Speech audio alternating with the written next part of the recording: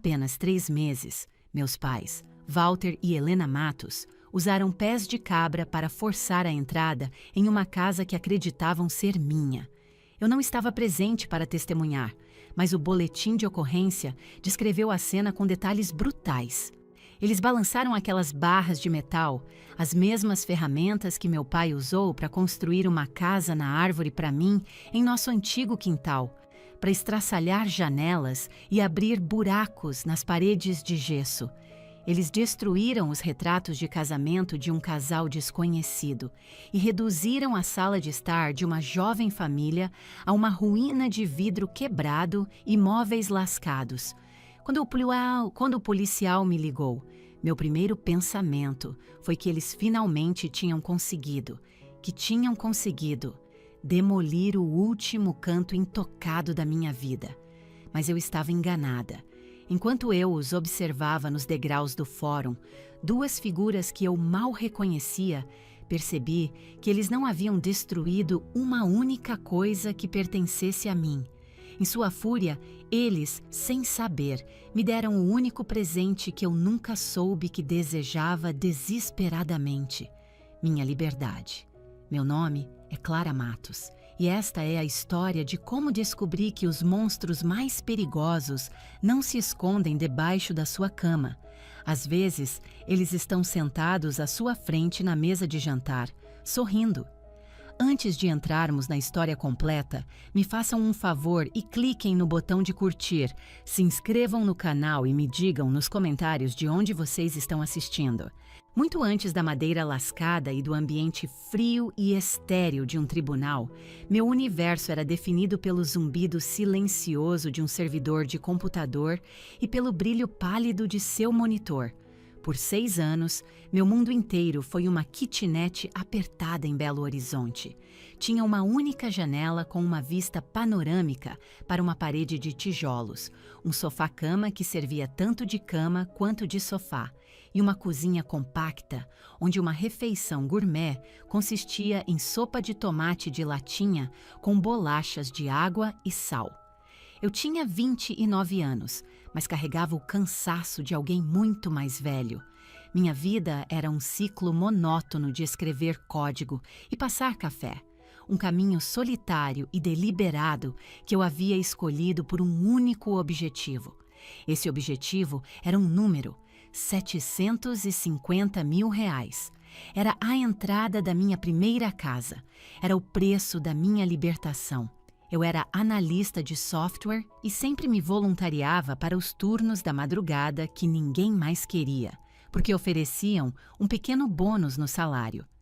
Das 7 da noite às 4 da manhã, eu me sentava em um escritório gelado com luz fluorescente, caçando falhas no código de programas elegantes que outros haviam projetado. O trabalho era isolado, mas era honesto. Um computador nunca mente. Ele não tem segundas intenções ou tendências passivo-agressivas. Existe um problema e você o resolve ou não. Eu encontrava conforto nessa simplicidade. Quando meu turno acabava, eu não ia para casa dormir. Eu ia para uma lanchonete 24 horas, pedia o café preto mais barato do cardápio e abria meu notebook pessoal. Eu pegava trabalhos como freelancer, construindo sites básicos para empresas locais ou depurando códigos para desenvolvedores em outros fusos horários. Dormir era um luxo que eu raramente podia me permitir, geralmente apenas 4 ou 5 horas no final da tarde, antes que meu alarme gritasse, sinalizando o início de outro ciclo. Meus amigos da faculdade gradualmente pararam de me procurar. Eles estavam ocupados se casando, tendo filhos e tirando férias em ilhas tropicais. Eles postavam álbuns cheios de rostos sorridentes e bronzeados enquanto eu estava curvada sobre uma tela, tentando consertar um bug crítico por R$500 a mais. Eu não podia culpá-los por deixar nossas amizades se esvaírem. Eu havia me tornado uma chata. Meu único tópico de conversa era trabalho. Meu único plano para o fim de semana era mais trabalho. Eu era um fantasma assombrando as bordas da minha própria vida, observando a felicidade dos outros à distância. E tudo isso era pela casa. A casa era muito mais do que apenas uma estrutura de madeira e pregos. Era uma promessa que eu havia feito a mim mesma. Era a visão de uma manhã tranquila, com a luz do sol entrando por uma janela limpa. Era a ideia de um pequeno jardim onde eu pudesse cultivar minhas próprias ervas. Era uma porta da frente com uma fechadura para a qual só eu tinha a chave. Um lugar onde eu pudesse me sentir completamente segura, onde ninguém pudesse me pedir nada. Cada real que eu conseguia economizar era um tijolo em sua fundação. Cada noite de sono perdida era uma telha em seu telhado. Eu tinha uma imagem clara dela em minha mente, uma casinha charmosa, talvez com um estilo meio antigo, com uma varanda e uma grande mangueira no quintal. Um lugar que parecesse sólido e autossuficiente, que não cedesse à vontade de mais ninguém. Um lugar que fosse inequivocamente meu. Minha família era incapaz de entender esse sonho. Para eles, era uma fixação bizarra e egoísta. Meus pais, Walter e Helena Matos, eram o que se poderia chamar de fantasistas de classe média. Eles moravam em uma casa perfeitamente agradável no subúrbio, mas agiam como se fossem da realeza, temporariamente incomodada por suas circunstâncias, sempre esperando por um grande golpe de sorte para restaurá-los ao seu devido lugar. Eles acreditavam em grandes apostas e atalhos. A rotina lenta e metódica do trabalho duro era para outras pessoas. A vida deveria lhes entregar uma sorte grande. E a sorte grande pessoal deles, o milagre deles, era minha irmã mais velha. Olivia era linda, charmosa e possuía uma confiança natural que fazia as pessoas quererem lhe dar o mundo. Enquanto crescíamos, tudo parecia se curvar à sua vontade. Se ela queria um vestido novo para uma festa da escola, minha mãe passava a noite inteira em sua máquina de costura. Quando ela decidiu que queria ser artista, meu pai resgatou um título de previdência para comprar para ela um cavalete e tintas de primeira linha. Seus caprichos eram tratados como buscas sagradas. Suas fantasias passageiras eram celebradas como metas definidoras de vida. Ela nunca teve que trabalhar de verdade por nada. As coisas simplesmente pareciam cair em seu colo. E todos, especialmente nossos pais, ficavam felizes em facilitar isso. Seu marido, Léo, era a combinação perfeita. Ele era um bom de papo com um sorriso deslumbrante e um portfólio infinito de ideias de negócios geniais que estavam sempre prestes a torná-los milionários. Havia a empresa de conservas artesanais que nunca vendeu um único pote. O aplicativo para avaliar banheiros públicos, que ninguém nunca baixou, e o breve negócio de coaching de vida, onde ele era o único cliente. Cada fracasso espetacular nunca era culpa dele. Era sempre um mercado volátil, um parceiro de negócios traiçoeiro ou um conceito brilhante que estava simplesmente muito à frente de seu tempo. Meus pais o adoravam. Eles viam sua coleção de fracassos como prova de seu espírito ousado e empreendedor. Ele era um tomador de riscos, ao contrário de mim, sua filha mais nova, quieta, previsível e decepcionantemente prática. Apesar do abismo cada vez maior entre o universo deles e o meu, eu ainda comparecia ao jantar de família todo sábado. Eu fazia a viagem de 45 minutos da minha kitnet apertada para ir à casa arrumada deles no subúrbio. Um nó familiar de obrigação se apertando no meu estômago a cada quilômetro. Eu dizia a mim mesma que era meu dever como boa filha. Eu dizia a mim mesma que a família deveria ser um porto seguro. Mas olhando para trás, acho que eu apenas me apegava à esperança de que, se eu continuasse aparecendo, um dia eles poderiam finalmente ver a verdadeira eu. Os jantares eram sempre dolorosamente previsíveis. Mamãe preparava um frango assado, papai reclamava do novo cortador de grama do vizinho com uma mistura de inveja e desdém, e Olivia e Léo monopolizavam a conversa com seus últimos planos grandiosos. Eu ficava lá, tomando um copo de chá gelado, e apenas ouvia. Eu os ouvia falar sobre a viagem de esqui que estavam planejando, o novo restaurante chique que experimentaram, o empréstimo que estavam pensando em pegar para o próximo empreendimento imperdível de Léo. Ninguém nunca perguntava de verdade sobre o meu trabalho. Eles não entendiam o que eu fazia e não mostravam curiosidade em descobrir. Eles nunca perguntaram como eu estava me virando no meu minúsculo apartamento, ou por que eu sempre parecia tão exausta. Eu era apenas Clara, o papel de parede silencioso no fundo do evento principal, a confiável, estável, invisível. Eu havia confidenciado à minha mãe uma vez, cerca de 1 ano depois de começar meu plano de economia. Eu estava esgotada e me sentindo desesperada e precisava que alguém me dissesse que eu estava fazendo a coisa certa.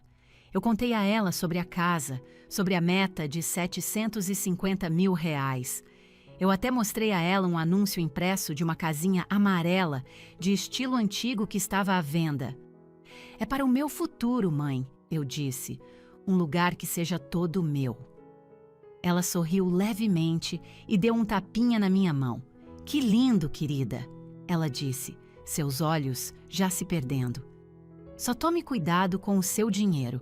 Você nunca sabe quando sua família pode precisar dele." Na época, ignorei aquilo como um comentário estranho e descartável. Eu não o reconheci pelo que era, um aviso.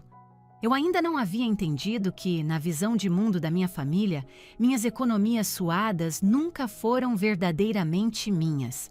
Eram um fundo comunitário, uma rede de segurança que todos eles presumiam estar lá para usarem.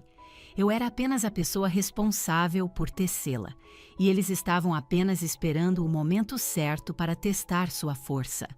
Naquela noite de outubro, o ar na casa dos meus pais parecia diferente. Estava pesado, denso, com um propósito não dito. Normalmente, os jantares de sábado eram uma cacofonia de ruídos, com a TV berrando esportes ao fundo e minha mãe se agitando entre a cozinha e a sala de jantar. Mas naquela noite, estava estranhamente quieto. A televisão estava desligada. A mesa estava posta com a louça formal, os pratos com o delicado padrão floral que eram reservados para ocasiões especiais. Parecia um cenário montado. Meu pai, Walter, estava extraordinariamente silencioso, olhando para o prato de comida como se contivesse segredos profundos. Minha mãe, Helena, era o oposto. Seu sorriso muito largo, sua alegria muito forçada. Era o tipo de amabilidade frágil que muitas vezes precede um furacão. "Clara, querida, você parece exausta", disse ela, colocando uma colherada extra de purê de batatas no meu prato. "Você está trabalhando demais." Era seu refrão habitual, mas naquela noite não soava como preocupação. Parecia uma acusação. Olivia e Léo chegaram atrasados, entrando com uma energia estranha e nervosa. Olivia não estava com suas roupas casuais de sempre. Ela usava um terninho de aparência profissional e segurava uma pasta. Léo a seguia, carregando um tripé e um grande cavalete de apresentação. Olhei para eles, depois para meus pais. Um nó frio de pavor se formou na boca do meu estômago. Aquilo não era um jantar de família, era uma emboscada. "Desculpem o atraso", anunciou Olivia, sua voz um pouco aguda demais. Estávamos apenas dando os toques finais em algo. "Grandes coisas estão no horizonte." Léo montou o cavalete perto da lareira, enquanto Olivia arrumava brochuras e gráficos brilhantes na mesa de centro. Eles pareciam competidores, se preparando para apresentar um produto em um reality show. Meu pai finalmente levantou os olhos do prato, mas seus olhos evitaram os meus. Ele pigarreou e tomou um longo gole de água. Ele sabia o que estava por vir. Todos eles sabiam.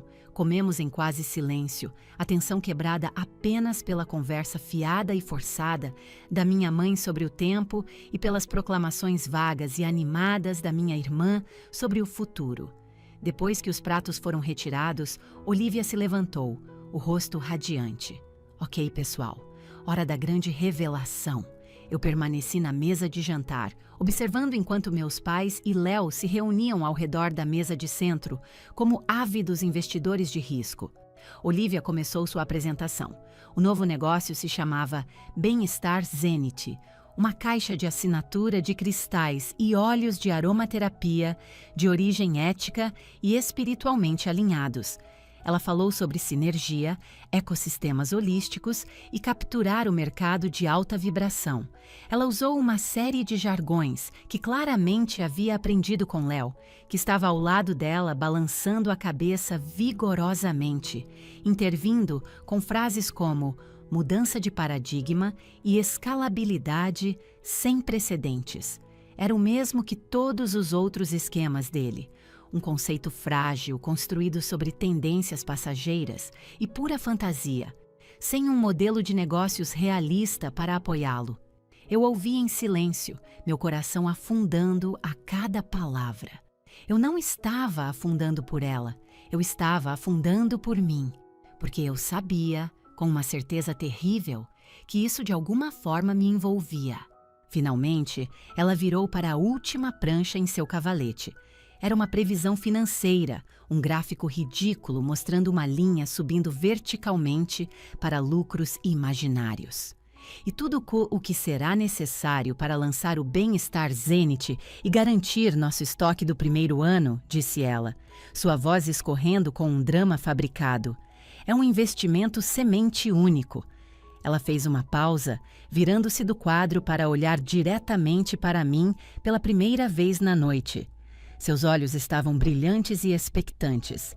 Eu só preciso de 750 mil reais, disse ela, o número caindo na sala silenciosa como uma granada. E a mamãe disse que você tem isso guardado. Silêncio. Um silêncio profundo e sufocante que absorveu todo o ar da sala. O zumbido da geladeira de repente soou ensurdecedor. Olhei do rosto confiante e sorridente de Olivia para o rosto ansioso e suplicante da minha mãe. Então olhei para meu pai, que agora estudava atentamente uma teia de aranha no canto do teto. Eles haviam planejado isso. Minha mãe havia pego o único segredo profundamente pessoal e vulnerável que eu havia compartilhado com ela e o servido para minha irmã em uma bandeja. Minhas economias. Meus 6 anos de noite sem dormir, de sopa de latinha e isolamento social, de programar até minha visão ficar turva. Para eles, não era o meu sonho, não era o meu futuro. Era uma solução conveniente para o último capricho de Olivia. Era apenas um monte de dinheiro, e eles já haviam decidido como seria gasto. Naquele instante, eu não era a filha deles. Eu era uma linha de crédito. Eu era um resgate financeiro. A garota invisível, de repente, se tornara muito visível, mas apenas porque ela era a guardiã de um baú de tesouro. O cansaço profundo que eu carregara por anos se transformou em outra coisa, uma raiva fria e dura que se solidificou em meu peito. Mantive minha voz baixa e firme. Não, eu disse. A palavra era minúscula, mas parecia monumental. O sorriso de Olivia vacilou. Não? Como assim, não? Clara, isso é um negócio certo. Minha resposta é não. Repeti, virando meu olhar para minha mãe. Esse dinheiro é para a minha casa. Minha mãe se encolheu. Ora, Clara, não vamos ser precipitadas. Ela começou, sua voz assumindo um tom suplicante. Olivia colocou seu coração nisso. Este é o sonho dela. Eu também trabalhei duro, eu disse, minha voz tremendo um pouco. Pelo meu sonho. Você sabe disso. Eu te contei. Léo então deu um passo à frente. Olha, Clara, nós te faríamos sócia. Pagaríamos de volta, com juros, assim que o negócio se tornasse lucrativo. Não existe negócio, eu disse secamente. Existe apenas mais uma de suas ideias, e eu não vou pagar por ela. Foi quando os olhos de Olivia se encheram de lágrimas. Era seu movimento característico, aquele que nunca falhava. Assim que as lágrimas começavam, meus pais corriam para o seu lado, prontos para matar qualquer monstro que tivesse ferido sua preciosa menina. Naquela noite, esse monstro era eu. Eu não entendo por que você está sendo tão odiosa, ela soluçou, afundando-se dramaticamente no sofá. Você é minha irmã. Pensei que ficaria feliz por mim. Pensei que gostaria de ajudar. Ajudar você não é meu trabalho, eu disse, e as palavras pareceram aterrorizantes e libertadoras. A atmosfera na sala ficou glacial. O rosto da minha mãe endureceu, o sorriso falso desaparecendo, substituído por um olhar de puro desprezo. Você sempre teve inveja dela, ela sibilou. A acusação era tão infundada, tão profundamente injusta, que me roubou o fôlego. Eu não tinha inveja. Eu estava cansada. Estava cansada de ser o chão firme em que todos eles pisavam enquanto alcançavam as nuvens. Levantei-me para ir embora. Eu não conseguia mais respirar naquela casa. Mas meu pai se moveu para bloquear meu caminho até a porta. Ele finalmente olhou para mim, seus olhos frios e desprovidos de qualquer calor paterno. Eram os olhos de um estranho. Sua irmã precisa de ajuda, disse ele, sua voz um rosnado baixo. E você tem os meios para fornecê-la. Você vai dar esse dinheiro para ela, ou não será mais bem-vinda nesta família. As palavras do meu pai pairaram no ar, mais pesadas do que qualquer silêncio que já havia preenchido aquela sala. Você vai dar esse dinheiro para ela, ou não será mais bem-vinda nesta família.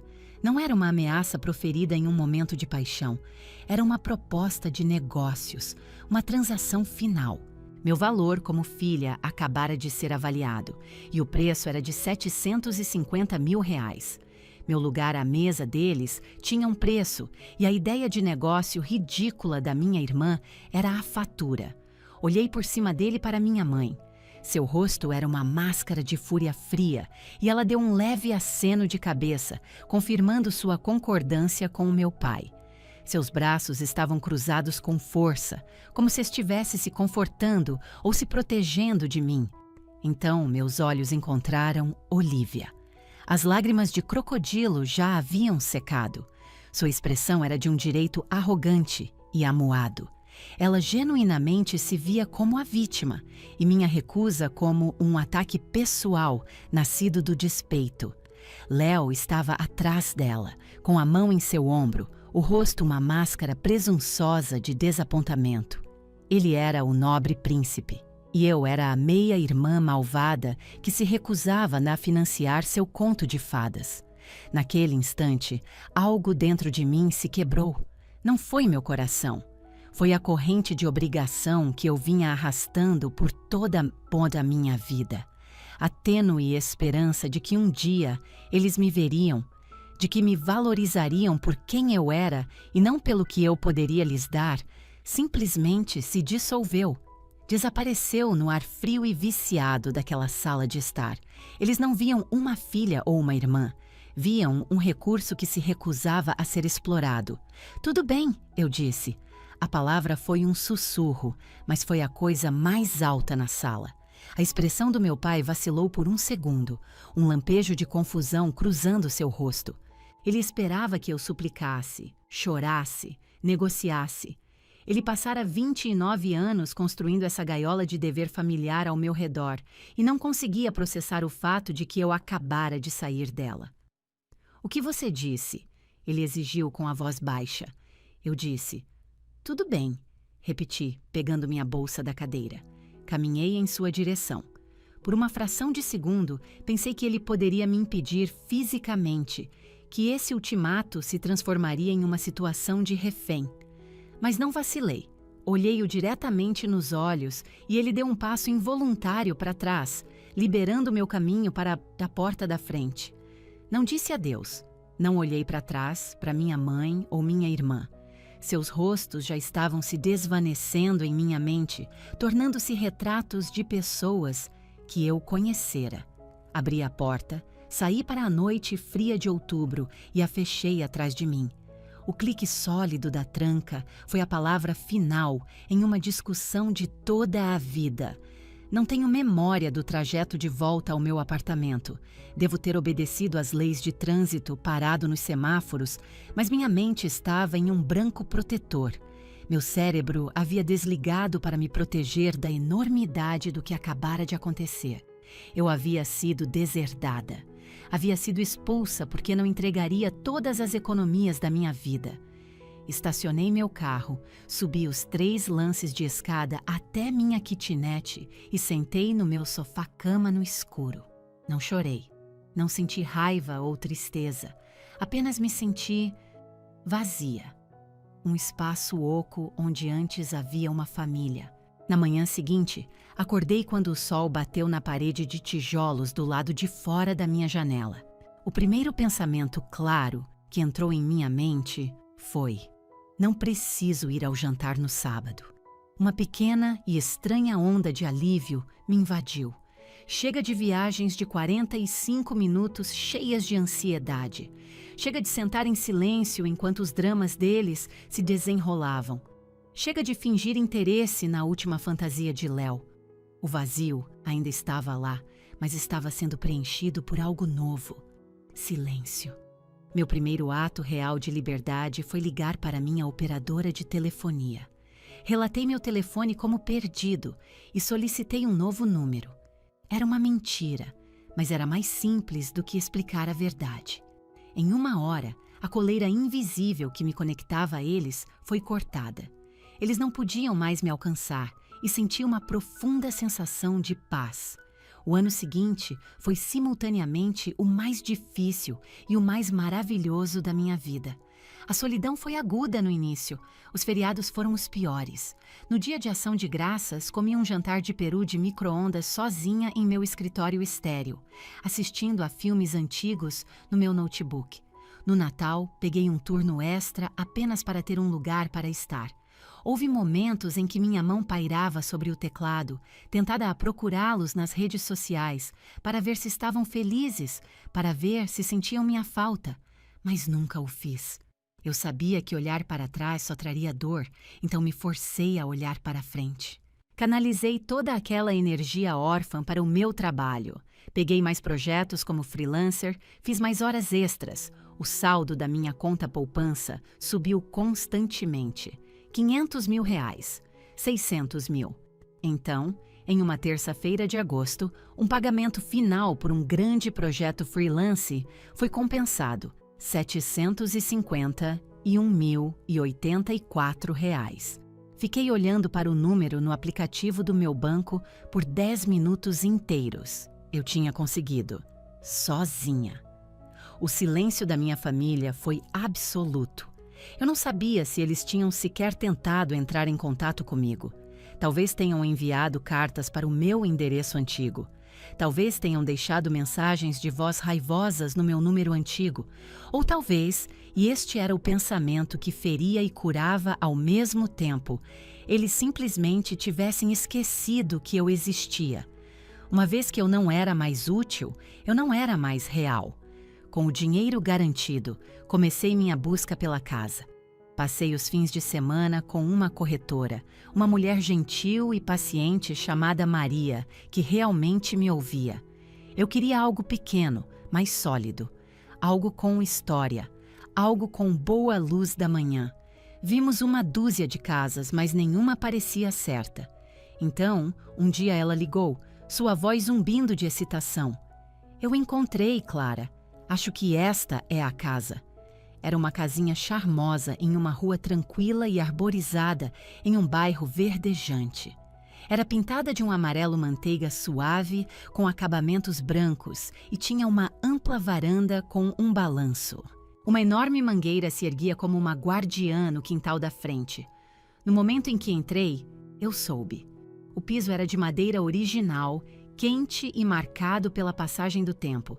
A sala de estar tinha uma lareira de tijolos e a cozinha tinha uma grande janela sobre a pia, que dava para um pequeno quintal ensolarado.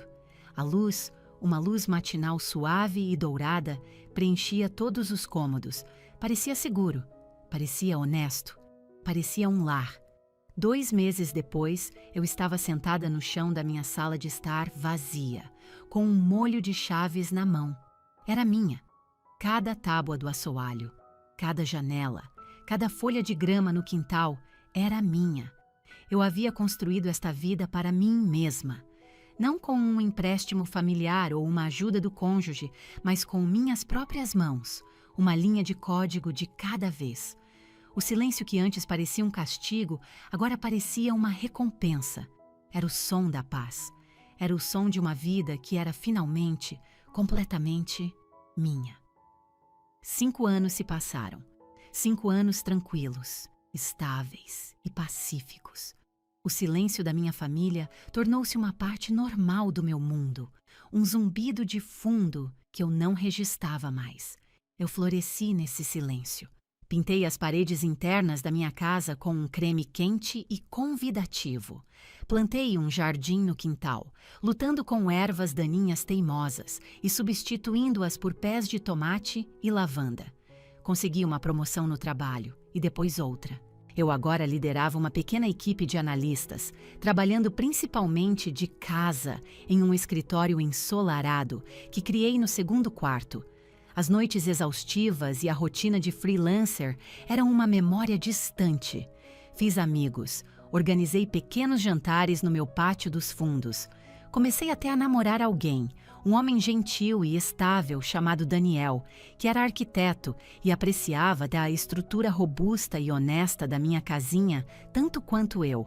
Eu tinha 34 anos e pela primeira vez na minha memória eu estava verdadeira e profundamente feliz. Eu pensei que aquele capítulo da minha vida estava encerrado para sempre. Acreditei que, quando saí pela porta da frente deles, 6 anos atrás, foi a cena final. Eu estava errada. Foi apenas o intervalo.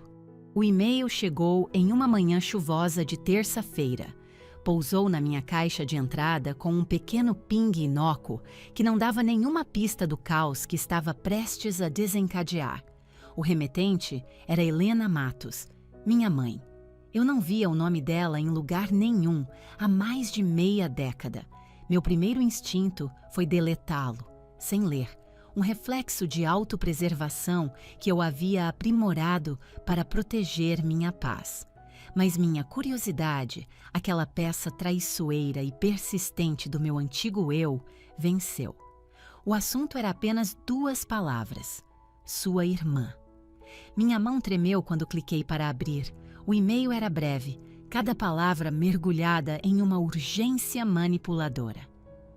Clara, sei que não nos falamos. Não há um dia em que eu não me arrependa disso.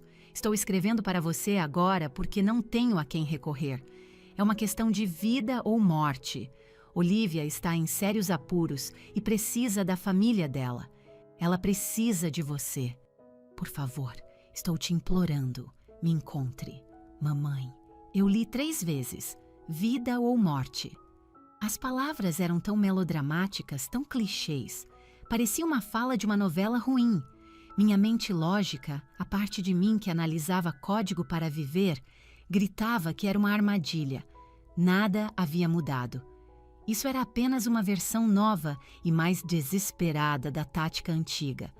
Mas havia a outra parte de mim, a parte pequena e enterrada que ainda se lembrava de ser uma garotinha que acreditava que sua mãe era sua protetora. E se fosse real? E se Olivia estivesse realmente em perigo? E se minha recusa em responder fosse equivalente a uma sentença de morte? Eu poderia viver com isso? A culpa, percebi, era um anzol que eles haviam plantado em mim há muito tempo e ainda sabia como fisgar. Contra meu bom senso, contra cada instinto gritando em meu corpo, digitei uma resposta. Onde e quando? Ela respondeu instantaneamente. Lanchonete Central. Amanhã ao meio-dia. Obrigada, Clara. Obrigada. A Lanchonete Central era um lugar sem graça e engordurado, localizado a meio caminho entre minha cidade e o subúrbio deles. Terreno neutro. Daniel perguntou se eu tinha certeza de que queria ir.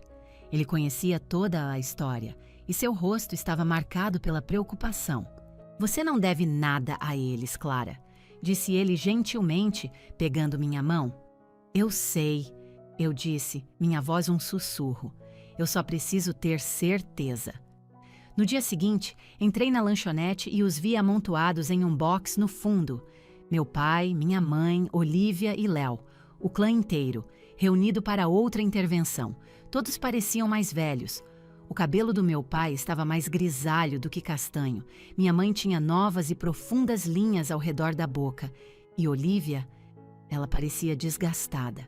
O brilho sem esforço que ela sempre carregara havia desaparecido, substituído por uma palidez opaca e ansiosa. Léo era o único que parecia inalterado, vestido com um terno um tamanho apertado demais, um sorriso praticado e tranquilizador no rosto que não alcançava seus olhos. Deslizei para o box em frente a eles. O ar estava pesado, com 6 anos de ressentimento e palavras não ditas. Minha mãe estendeu a mão sobre a mesa para pegar a minha, mas eu a puxei de volta e cruzei os braços sobre a mesa. "O que está acontecendo?" perguntei, mantendo a voz firme. O e-mail dizia vida ou morte. Foi Léo quem falou, assumindo o papel de representante da família. Ele se inclinou para a frente, a voz baixa e conspiratória. "Clara, o que vou te dizer não pode sair desta mesa. Alguns anos atrás, o negócio da Olivia, o Bem-Estar Zenith, realmente decolou. Foi um sucesso enorme. Para expandir, pegamos alguns investidores privados. Eu já podia dizer que isso era uma invenção cuidadosamente construída. O negócio de Olivia não tinha sido um sucesso. Eu sabia porque, em um momento de fraqueza, alguns anos atrás, eu havia pesquisado no Google. A empresa havia fechado em menos de 2 anos. Esses não eram seus investidores usuais, continuou Léo, sua voz baixando ainda mais. São pessoas sérias, agiotas, pessoas que não seguem as regras. O mercado mudou, houve uma interrupção na cadeia de suprimentos. Resumindo, o negócio faliu. Devemos a eles R$1 milhão e eles querem o dinheiro até o final do mês." Olivia soltou um soluço teatral, enterrando o rosto nas mãos. "Eles vão nos machucar, Clara. Eles sabem onde moramos."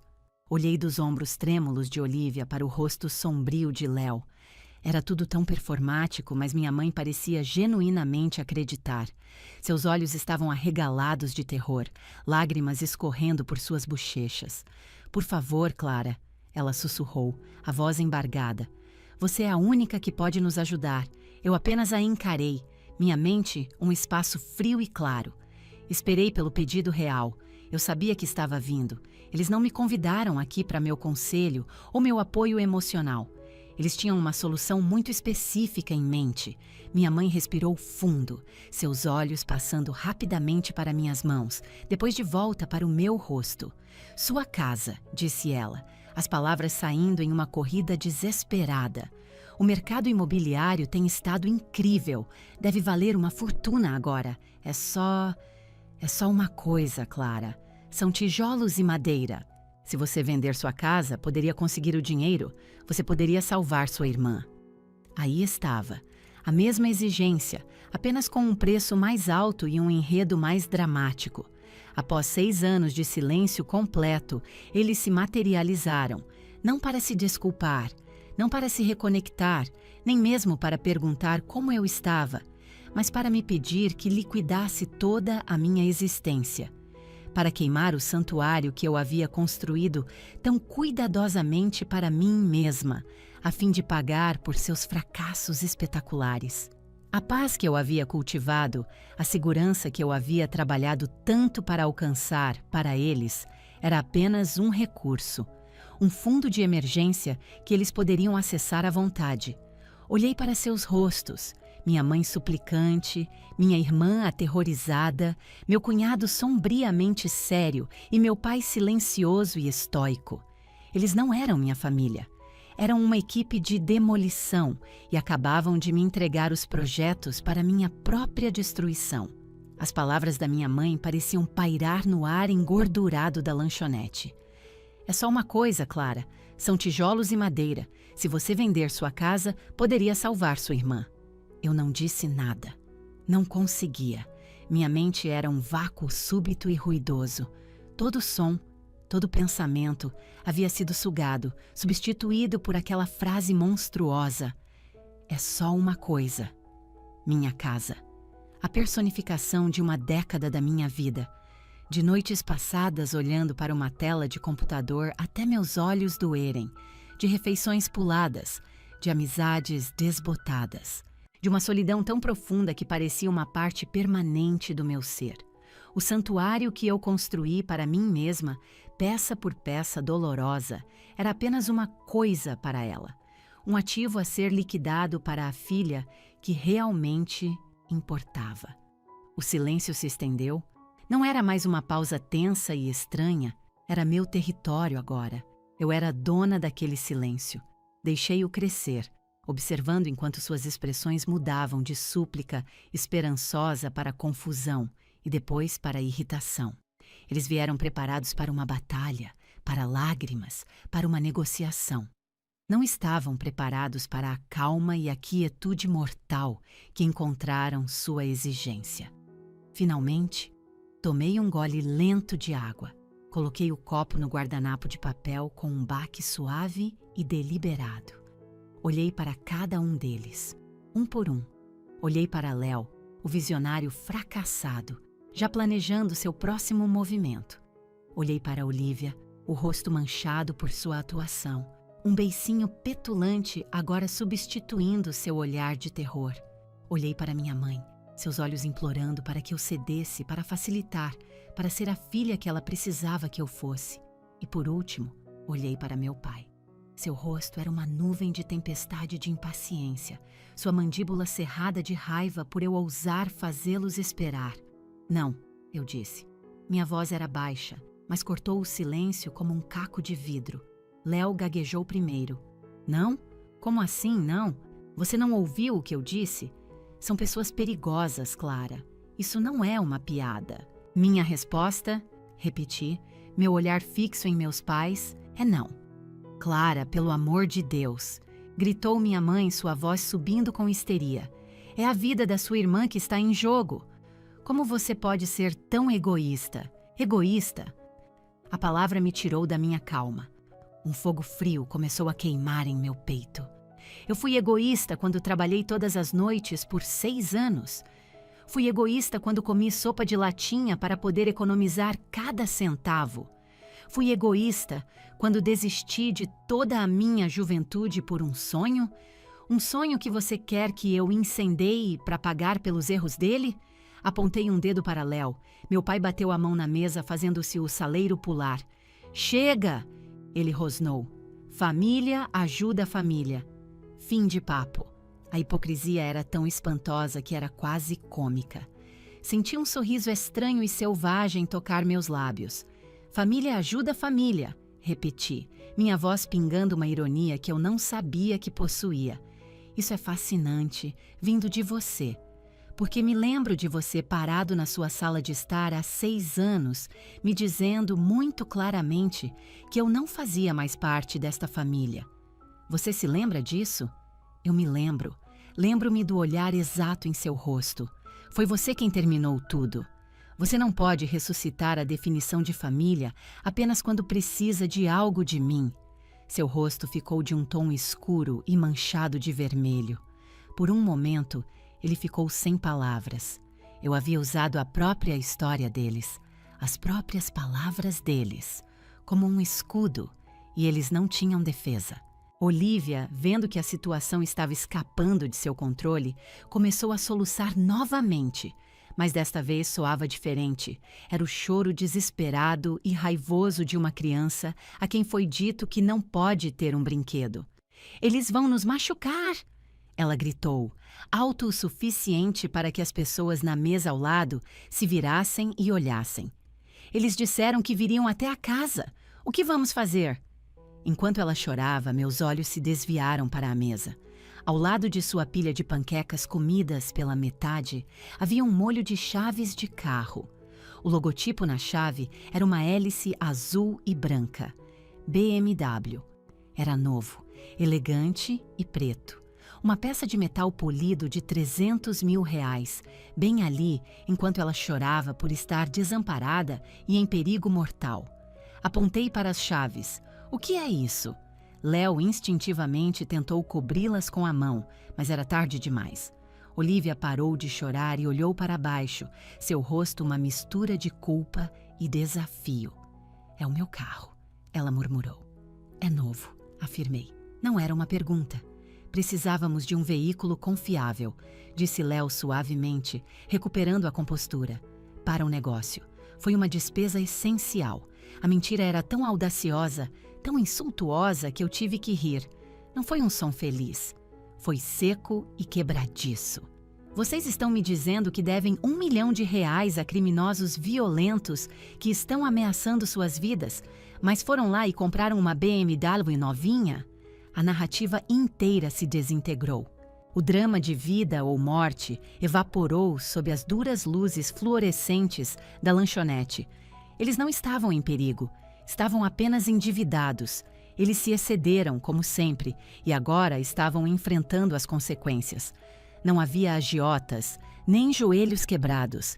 Havia apenas um mau negócio e um carro de luxo que não podiam pagar. Saí do boxe e me levantei. Tirei uma nota de R$50 da minha carteira e a coloquei na mesa para cobrir meu café. Foi um gesto final e simbólico. Eu estava pagando minha própria saída. Vendam o carro, eu disse, minha voz tão fria e clara quanto uma manhã de inverno. Vendam suas roupas de grife e seus aparelhos caros. Vendam sua própria casa. Mas vocês nunca, jamais tocarão na minha. Virei-me e fui embora. Não esperei por uma resposta. Eu não precisava de uma. Podia sentir seus olhares atônitos e odiosos em minhas costas. Quando cheguei à porta, a voz do meu pai ecoou pela lanchonete. Você vai se arrepender disso, Clara. Está me ouvindo? Você vai se arrepender disso. Empurrei a porta de vidro e saí para o fraco sol da tarde. Não olhei para trás. Eu sabia com uma certeza que se instalou profundamente em meus ossos que a única coisa da qual eu me arrependeria eram os 60 minutos que acabara de desperdiçar, acreditando, mesmo que por um segundo, que eles poderiam ter mudado. A semana após o confronto na lanchonete foi uma das mais calmas que eu havia experimentado em muito tempo. A finalidade daquilo era libertadora. Eu os havia enfrentado, havia visto através de suas mentiras patéticas e havia dito não. Não havia mais ambiguidade, nenhuma esperança persistente de reconciliação que pudesse ser usada como arma contra mim. A porta estava fechada e fui eu quem finalmente a trancou. Contei tudo a Daniel e o alívio em seus olhos espelhou o meu. Passamos o fim de semana trabalhando no meu jardim, com as mãos na terra fresca, o sol em nossas costas. Pela primeira vez, senti que meu santuário era verdadeiramente impenetrável. Eu havia traçado o limite e estava segura atrás dele, como eu era ingênua. Aconteceu no sábado seguinte. Era uma bela e fresca manhã de outono. A luz dourada que eu tanto amava entrava pelas janelas da minha sala de estar e o ar cheirava a café e folhas caídas. Eu estava sentada à minha mesa no meu escritório em casa, revisando um relatório de projeto, quando batidas altas e agressivas sacudiram minha porta da frente. Não era a batida amigável de um vizinho ou o toque rápido de um entregador. Eram batidas fortes e insistentes que vibravam pelo assoalho. Um nó de puro pavor se apertou em meu estômago. Fui pé ante pé até a porta e espiei pelo olho mágico. Meu sangue gelou. Eram eles. Meus pais, Walter e Helena, estavam na minha varanda.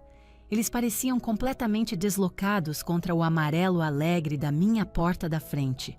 O rosto do meu pai era uma máscara sombria e indecifrável. Minha mãe mexia na alça da bolsa, sua expressão um estranho coquetel de nervosismo e indignação justa. Meu primeiro pensamento foi: não abra. Apenas finja que não está em casa. Espere até que eles vão embora.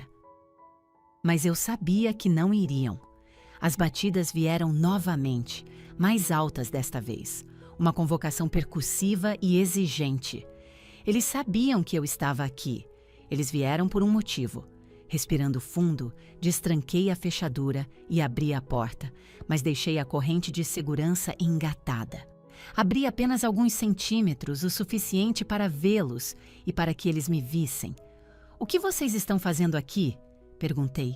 Minha voz estava firme, mas meu coração martelava contra minhas costelas. "Precisamos falar com você, Clara", disse minha mãe, forçando um sorriso que não alcançava seus olhos. Nós já conversamos, respondi. Não tenho mais nada a dizer. Não seja ridícula, meu pai resmungou. Deixe-nos entrar. Não, eu disse simplesmente. Esta é a minha casa. Vocês não são bem-vindos aqui. No momento em que a palavra não saiu dos meus lábios, o rosto do meu pai se contorceu de raiva. Em um movimento tão rápido que mal tive tempo de reagir, ele bateu o ombro contra a porta. A moldura de madeira gemeu e a pequena corrente de latão foi arrancada de seus encaixes. A porta se abriu para dentro e eles estavam dentro. Eles tinham acabado de forçar a entrada na minha casa, no meu santuário. Tropecei para trás, um suspiro de choque e medo escapando dos meus lábios. Eles pararam na minha entrada, respirando pesadamente, olhando ao redor da minha sala de estar não como convidados, mas como conquistadores. Como vocês me encontraram? Sussurrei, minha mente em parafuso. Não foi difícil, disse minha mãe, seus olhos varrendo meus pertences com um olhar crítico e avaliador. Ela passou um dedo na minha estante de livros, verificando se havia poeira. Contratamos um detetive particular. Custou uma fortuna, dinheiro que não temos, graças a você.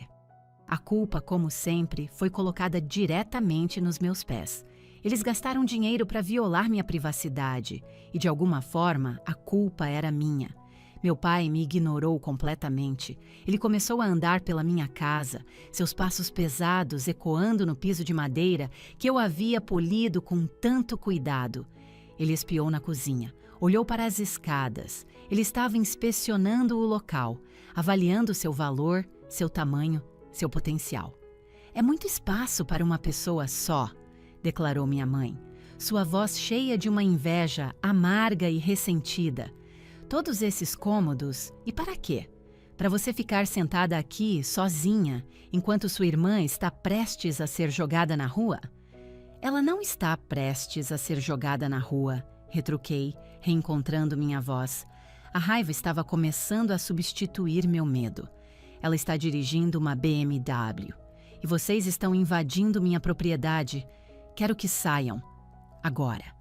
Meu pai reapareceu de sua turnê pelo meu andar térreo.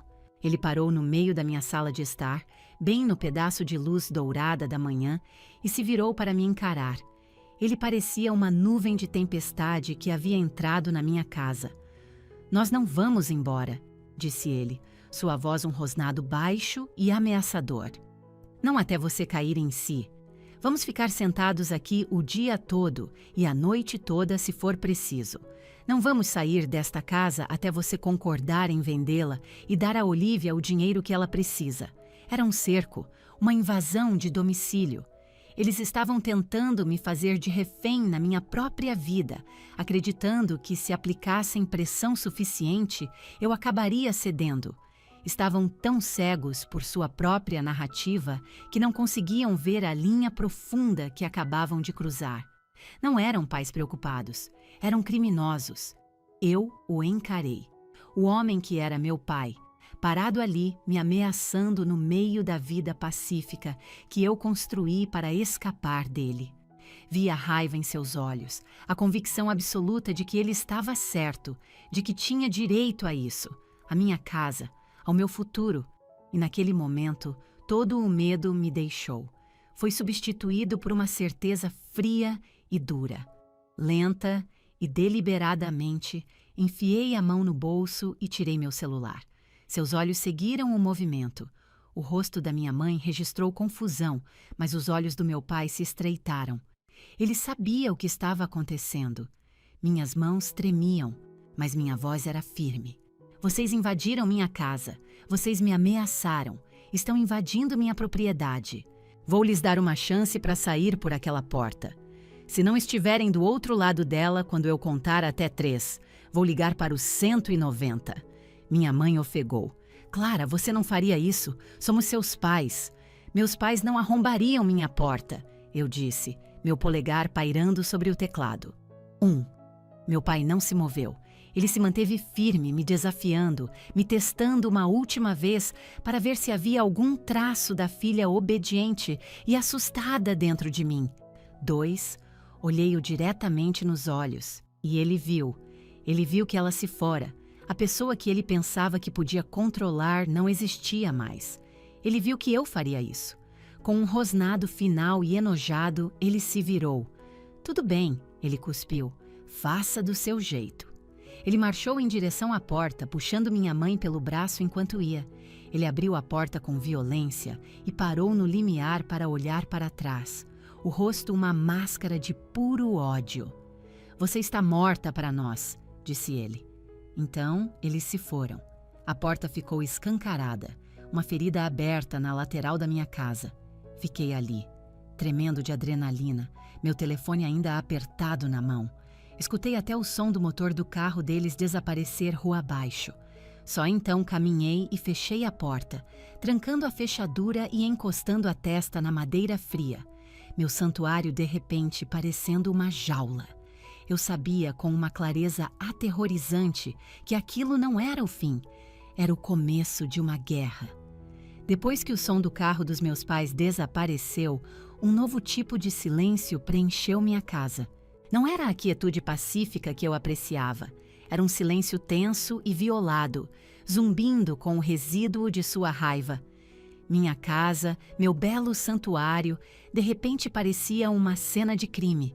Andei pelos cômodos, tocando na moldura da porta onde a corrente havia se partido, olhando para o local na minha sala onde meu pai ficou e me ameaçou. A luz dourada da manhã agora parecia dura e interrogadora, iluminando todos os lugares que eles haviam contaminado com sua presença. Cada sombra parecia conter uma ameaça. Cada rangido do assoalho me fazia pular. Eles não apenas invadiram minha casa, invadiram meu senso de segurança. Quando Daniel chegou em casa naquela noite, me encontrou sentada no chão da sala, cercada por caixas de papelão meio embaladas. Ele olhou para o meu rosto, para a corrente quebrada pendurada na moldura da porta e não precisou de explicação. Ele apenas se sentou no chão na minha frente, pegou minhas mãos nas dele e esperou. Contei tudo a ele, as palavras saindo em uma torrente trêmula e sem fôlego. Ele ouviu, sua expressão endurecendo em uma raiva silenciosa que eu nunca tinha visto nele antes. "Eles passaram dos limites, Clara", disse ele, a voz baixa e firme. "Um limite muito grande. Você não pode ficar aqui. Você nunca se sentirá segura." Suas palavras confirmaram o pensamento aterrorizante que vinha circulando em minha própria mente durante toda a tarde. Ele não estava sendo dramático, ele estava certo. A casa não era mais uma fortaleza, era um alvo. Meu endereço era uma vulnerabilidade. Enquanto eu estivesse aqui, eles veriam minha casa como um prêmio a ser ganho, um recurso a ser apreendido. Ficar aqui não era um ato de desafio, era um ato de esperar pelo próximo ataque. A decisão foi ao mesmo tempo agonizante e simples. Esta casa era o trabalho de toda a minha vida. Vendê-la parecia uma rendição, como deixá-los vencer.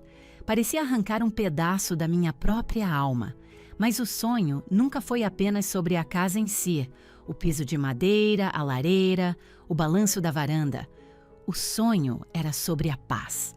Era sobre um lugar onde eu pudesse finalmente expirar, onde pudesse estar a salvo das tempestades emocionais da minha família. Esta casa não podia mais oferecer isso. Para salvar o sonho, eu tinha que abandonar o prédio. Naquela noite, com as mãos ainda tremendo um pouco, liguei para minha corretora. "Maria, é a Clara Matos", eu disse, minha voz soando oca em meus próprios ouvidos. "Preciso vender minha casa. E preciso fazer isso rápido." Maria, abençoada seja, não fez muitas perguntas. Ela ouviu a urgência em minha voz e simplesmente disse: "Ok, estarei aí amanhã de manhã." As 2 semanas seguintes foram um borrão de caos organizado. Maria listou a casa como uma venda prioritária e o mercado, felizmente, estava do meu lado. Houve um turbilhão de visitas, casas abertas e ofertas. Estranhos desfilaram pela minha vida, julgando minhas cores de tinta e o espaço do meu armário. Eu embalei. Daniel me ajudou todas as noites, embrulhando meus pratos em jornal e fechando caixas com fita adesiva. Cada objeto que eu guardava parecia uma memória sendo armazenada. A poltrona gasta onde eu lia em tardes chuvosas, a caneca de café que Daniel me deu, a pequena foto emoldurada de um lago na montanha que era a única decoração que eu tinha na minha antiga kitnet. Eu estava desmontando minha vida, peça por peça. Era de partir o coração, mas a cada caixa que eu selava, sentia uma estranha sensação de leveza. Eu não estava apenas empacotando meus pertences, estava trocando de pele, deixando para trás a versão de mim mesma que ainda podia ser ferida por aquelas pessoas. Encontramos um comprador em 10 dias. Um jovem casal esperando o primeiro filho. Eles se apaixonaram pela luz dourada da manhã, assim como eu. Ver a esperança e a excitação em seus olhos foi um bálsamo para minha dor. Eu sabia que eles seriam felizes aqui. Eu sabia que restaurariam a paz que havia sido roubada da casa. Não contamos a ninguém para onde estávamos indo. Pedi demissão no trabalho, passando minha equipe para um novo líder. Daniel, cuja firma de arquitetura tinha uma filial em Florianópolis, conseguiu facilmente uma transferência. Encontramos um apartamento moderno, online, em um prédio seguro no centro da cidade, um lugar de aço e vidro anônimos que parecia o oposto polar da minha vulnerável casa antiga. No dia em que deixamos Belo Horizonte, não olhei no retrovisor. Apenas olhei para frente, para a rodovia que se estendia para o sul, em direção a uma cidade onde ninguém sabia meu nome. Por um mês, a vida foi abençoadamente normal. Nós nos estabelecemos em Florianópolis, aproveitando o anonimato de uma cidade grande. Exploramos novas cafeterias, caminhamos pela beira-mar e lentamente começamos a construir uma nova vida, um novo lar, juntos. A tensão que eu carregava nos ombros por anos começou a se dissolver. Comecei a dormir a noite toda novamente. Comecei a acreditar finalmente que tinha acabado. Então, uma noite, meu telefone tocou. Era um número desconhecido com um DDD de Belo Horizonte. Meu coração parou. Por um momento, eu estava de volta à minha antiga casa. O som do punho do meu pai na porta ecoando em meus ouvidos. Daniel viu a expressão no meu rosto. "Você não precisa atender", disse ele. Mas eu sabia que precisava. Eu tinha que saber. Deslizei para atender, minha voz um sussurro tenso. "Alô? Estou falando com Clara Matos?" Perguntou uma voz calma e profissional. "Sim. Quem é?" "Aqui é o policial Neves, da Polícia Civil de Minas Gerais. Senhora, estou ligando sobre um incidente que ocorreu em sua antiga residência. Minha mente ficou em branco. Eu não conseguia processar suas palavras. Minha antiga residência? Um incidente? Desculpe, gaguejei. Não entendi. Vendi aquela casa há um mês. Sim, senhora, estamos cientes disso, disse o policial pacientemente. É por isso que estamos ligando. Ontem à noite prendemos 2 indivíduos, Walter e Helena Matos, por invasão de domicílio e destruição de propriedade qualificada naquele endereço. O mundo girou em seu eixo. Afundei no sofá, o telefone pressionado com força contra meu ouvido. Eles estavam sob a impressão de que a senhora ainda morava lá. Continuou o policial Neves, sua voz um rio impassível de fatos. De acordo com os novos proprietários, que felizmente estavam fora da cidade, seus pais arrombaram por uma janela dos fundos. Quando foram detidos, estavam na sala de estar, com pés de cabra. Pés de cabra. A imagem explodiu em minha mente. Meu pai e minha mãe, seus rostos torcidos de raiva, balançando pesadas barras de metal naquela bela sala de estar cheia de luz, onde eu sonhara com uma vida pacífica, quebrando as janelas, abrindo buracos nas paredes, destruindo as fotos de casamento de um casal desconhecido, os brinquedos de uma criança, a paz de uma família. Eles não estavam apenas tentando me intimidar, estavam tentando aniquilar minha vida. Eles vieram para destruir minha casa, e em sua raiva cega, destruíram suas próprias vidas.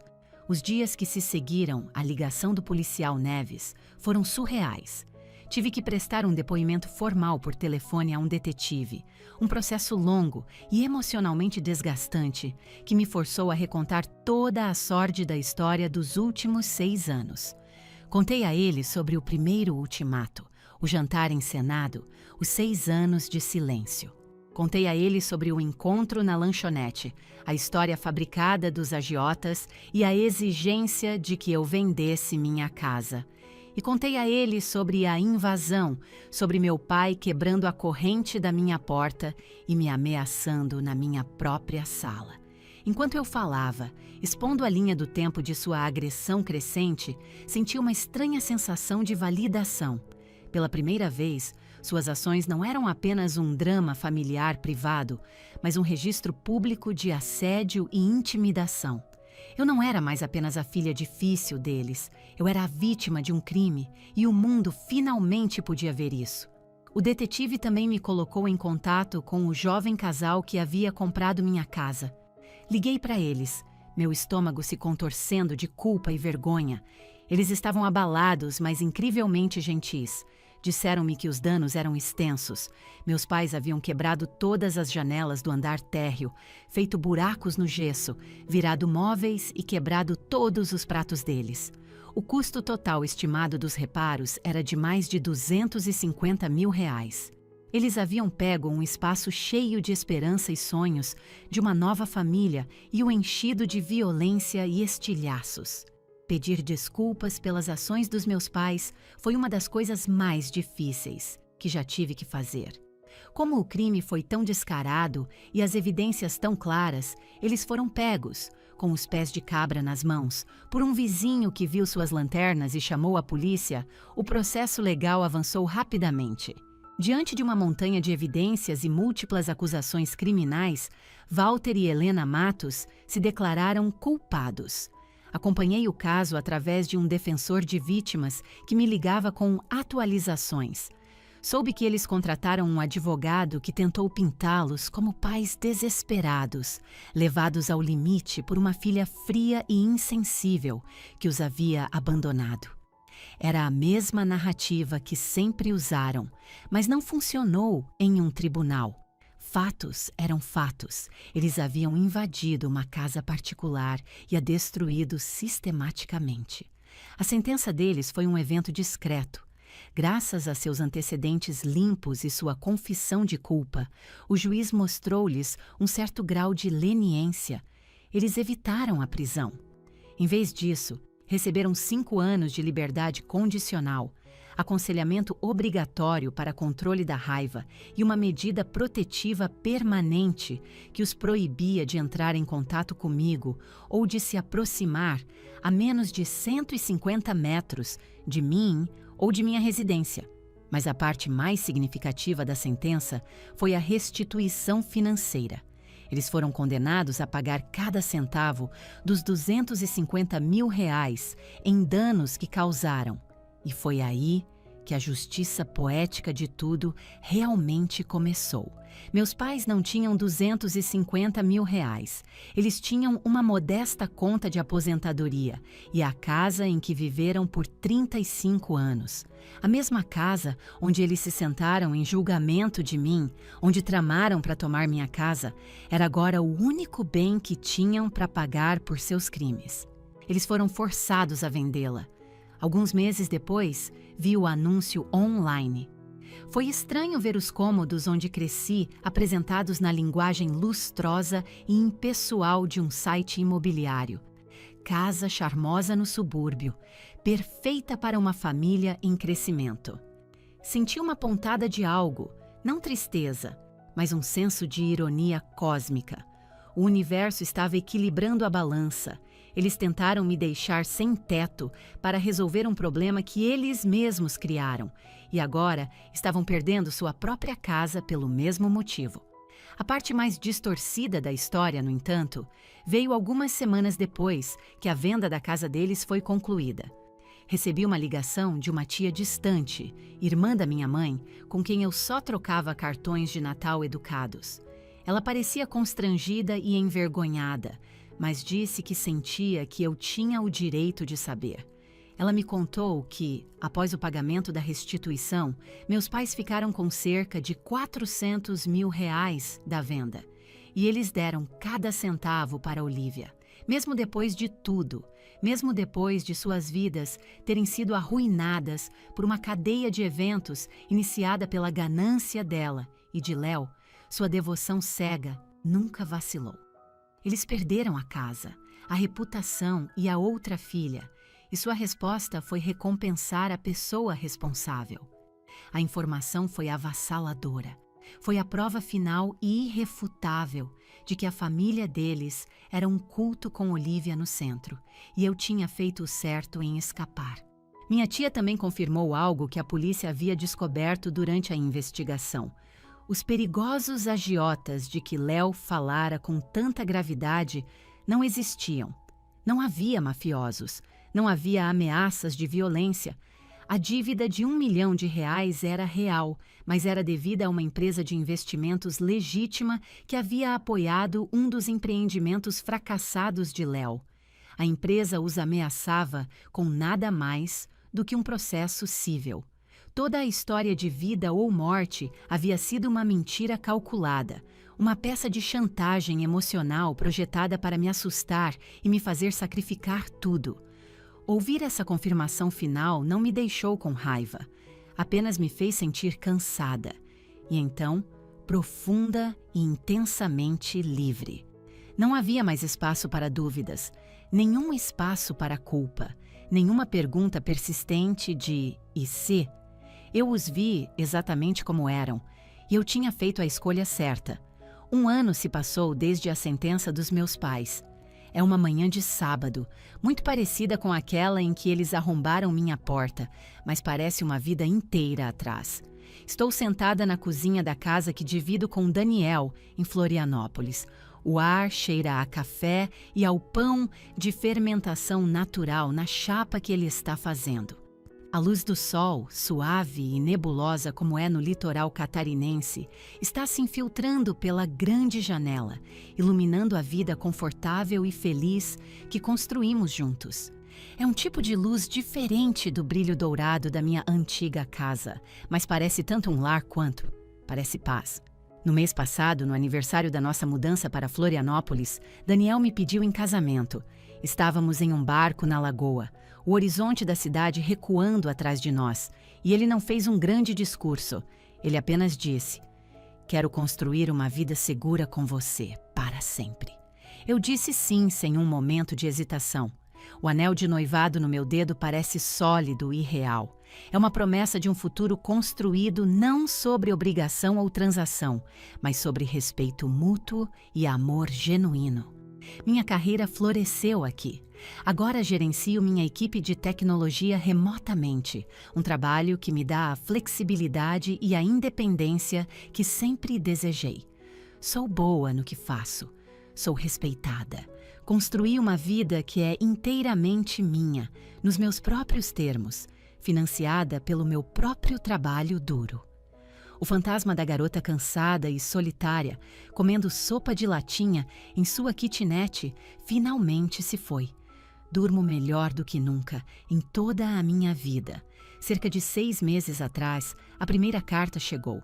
Estava endereçada a mim, encaminhada do meu antigo endereço de Belo Horizonte, que os correios ainda tinham registrado. A caligrafia no envelope era da minha mãe. Segurei-a na mão por um longo tempo, o papel parecendo pesado com o peso de palavras não ditas. Uma parte de mim, uma parte mais jovem e profundamente enterrada, estava curiosa. Continha um pedido de desculpas, uma explicação, um apelo por perdão. Fiquei sentada com ela por 1 hora, então a mostrei para Daniel. Ele leu o envelope, depois olhou para mim. "O que você acha que tem aí que poderia te fazer sentir melhor?" Ele perguntou gentilmente. E eu sabia que ele estava certo. Não havia nada que ela pudesse escrever que pudesse curar as feridas que ela infligiu. A carta não seria para mim, seria para ela. Estaria cheia de desculpas, de culpa disfarçada de arrependimento, de tentativas de me puxar de volta para o vórtice de seu drama. Seria outra exigência, outra violação. Caminhei até a cozinha, deslizei a carta em nosso triturador de papel e observei enquanto ela era transformada em confete sem sentido. Outra chegou um mês depois, e outra depois dessa. Todas tiveram o mesmo destino. Eu não estava mais aceitando a correspondência deles. Eu não estava mais aceitando a narrativa deles. Às vezes, novos amigos ou colegas que não conhecem minha história completa perguntam sobre minha família. Eles moram por perto? Você vai vê-los nos feriados? As perguntas são inocentes, nascidas de um mundo onde família é assumida como uma fonte de conforto. Quando conto uma versão abreviada e gentil da verdade, não temos contato. É complicado. Às vezes recebo um olhar de pena. E então vem a pergunta inevitável, muitas vezes sussurrada. Mas você não se sente culpada? A resposta é não. Sinto tristeza por as pessoas que deveriam ser minhas protetoras terem sido a fonte da minha dor mais profunda. Sinto luto pela família que gostaria de ter tido, aquela que via na televisão e nas casas dos meus amigos.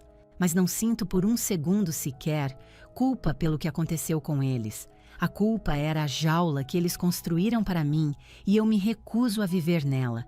A queda deles não foi minha culpa. Foi a consequência direta e inevitável de suas próprias escolhas, sua própria raiva e suas próprias falhas morais profundas.